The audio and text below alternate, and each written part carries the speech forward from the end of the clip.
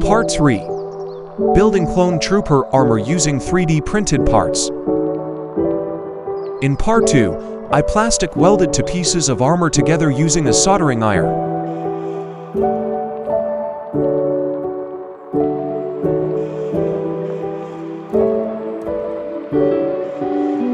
I was unable to do any work outside today, so I decided to start filling some layer lines on the piece of armor.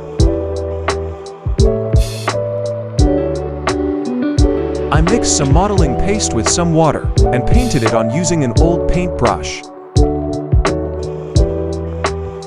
I think I added too much water as the modeling paste was running a lot. Next time, I'll add more modeling paste and less water, and hopefully it will cover better. Follow and share for Part 4.